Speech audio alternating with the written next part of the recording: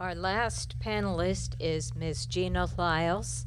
And Ms. Lyles, if you've taken the time to take a look at the artwork out there in the lobby, you'll appreciate the fact that she's a program leader at Art 180 Atlas Center. She's a volunteer mentor and youth justice advocate. She's also a poet, singer, and hip-hop artist. She's a part of the Rise for Youth campaign through performing statistics, and a school-to-prison pipeline survivor. She actually teaches a hip-hop class at the Richmond Juvenile Detention Center, and she's also a school program leader at several Richmond public schools. So I look forward to hearing what you have to say.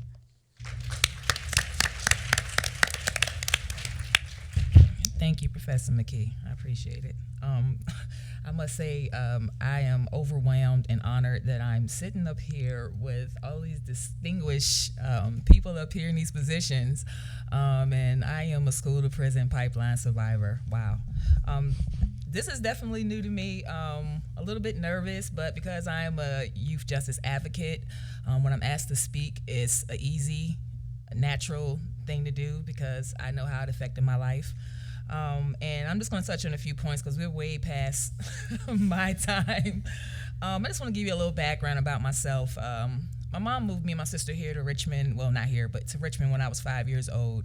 And I just want to give you an idea of my first experience of childhood trauma. That's just one of the many. I actually experienced a lot of chronic trauma, things that happen like all the time. There was always something going on, just, my mom is a substance abuse survivor, and she was a very bad drug addict in my childhood and teenage years. My mom, we moved here when I was 5, and she instantly got into an abusive relationship because she packed me and my sister up and moved us from New Jersey here to Richmond. So she was, I guess you can say, one of those codependent people that were just looking for someone to kind of help take care of her and her 2 girls. She's a single mom. So she met this guy, and I'm not going to say she was in love, but he had stability, and it was a good position for her to be in with 2 babies. Well, he moved us in an apartment, and because we were new to Richmond and we were trying to adjust, my mom brought us a cat. So we had a cat, and eventually the cat had kittens, and we weren't prepared for the cat to have kittens so quickly.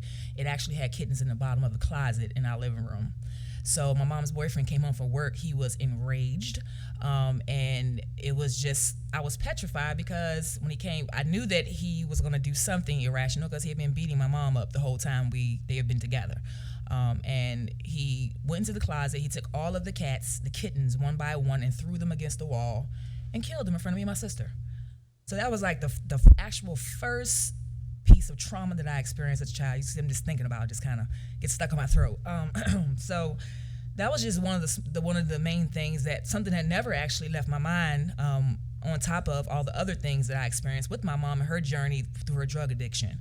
By the way, I have a great relationship with my mother today. She's been clean for about 25 years, but as a child, I experienced things through her. And I'm a juvenile justice advocate because I believe prisons don't work. Not only was I suspended early on at an early age by making bad grades in school, it was reinforced by being told that I was a bad child, I wasn't smart, I was stupid, and then her abusive boyfriends would say hurtful things, and my confidence was diminished. That was the main thing that I faced as a child going to school. And the fact that my mother was a drug addict and couldn't be supportive and couldn't empower me like she needed to be because of her addiction and her disease, it just basically reinforced this behavior. My mom is not showing me that she can be a strong woman, and in adversity and all the things that were going on, who did I have to look up to? So I kind of turned to the streets. And my mom, because she was clean sometimes, she was sober sometimes, she relapsed sometimes, I ended up being part of the foster care system at a young age. So I was in foster care, I was in group homes, and eventually I really started acting out, and mainly I was just angry. I wanted my mom to do right. It really wasn't anything else. I wanted her to get her life together, do right, so we can be a happy family, and she just would not do right. So of course, that made me do worse because she didn't want to do right. So my main crimes that I committed when I was a juvenile was I got into a lot of fights. I just wanted to fight. I was mad. I just wanted to fight everyone. It didn't make a difference. Just give me a reason. So most of my charges were assaults.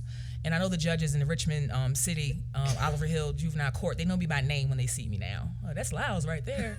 The attorneys and the sheriffs, they all know me when I go in there for anything. They know me by face.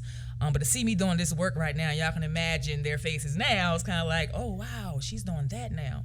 But anyway, make a long story short, my mom's addiction really took a toll on my life, and the services that the city offered, social services, I guess the court system, I guess now it's a different time now. I just turned 38. A lot of people think that I'm younger, but this happened like 30 years ago when this stuff was going on, 20 plus, 30 years ago, and definitely didn't have the alternatives in place. So constantly being locked up, I was incarcerated in juvenile at least 5 to 6 times. I've been to Beaumont and Bonaire when it was co-ed at one point.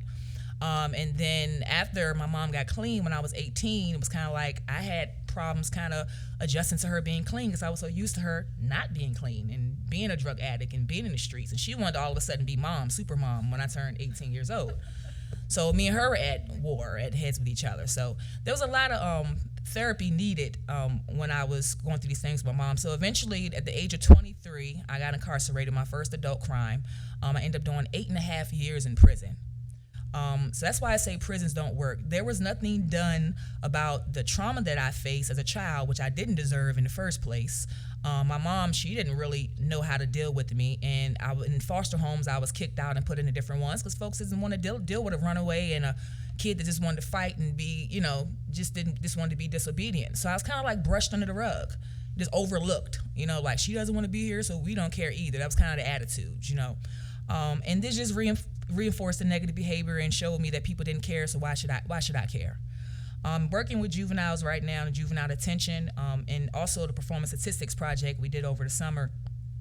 I had opportunity to bond with a lot of these incarcerated youth and hear their stories, and for some reason they wanted to talk to me more than just about everyone else. I'm the relatable factor because I can relate to what they're going through, what they've been through. So they were very open with me and honest with me, and the main thing that most of them all said to me is that we don't have anything to do, Miss G. When we go home and we leave here, we don't have anything to do, or I don't have a father around. There are no male mentors in our lives. Most of these kids that are incarcerated, majority in the city of Richmond, are boys. They're black boys, and their home environments may not be the best. And, as adults and community leaders and policymakers, we don't know what these children are facing in a home and if they're even comfortable enough of sharing with you what's going on because they're ashamed and they're embarrassed. And also not having faith in the system, that the system is going to help them, but actually tear their families apart. Because oftentimes I look to the system to, my social worker, at one point I would call her and, tell her something is going on. The first thing she would do is she would snatch me out of my home and put me in a foster home.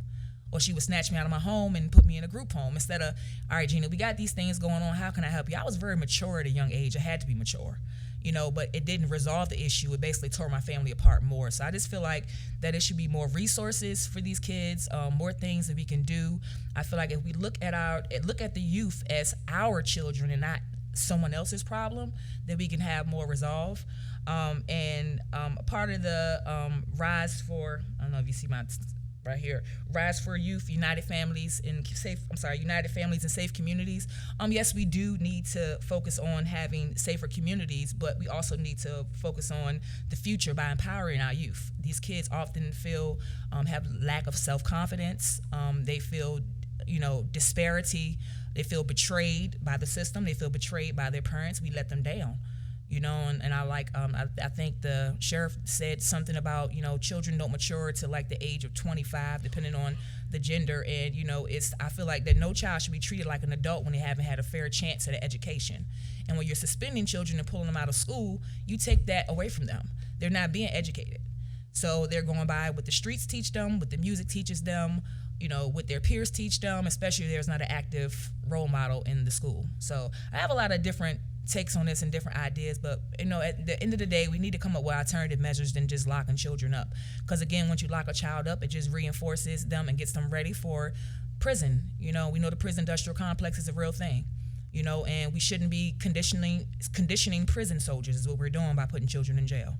And I've actually, by my experience, unfortunately, I went to jail and prison. It did not work. And it shows me by the recidivism rate how children are coming back and forth to juvenile. The kids that I work with over the summer, I have 2 kids that are back already. They just came back.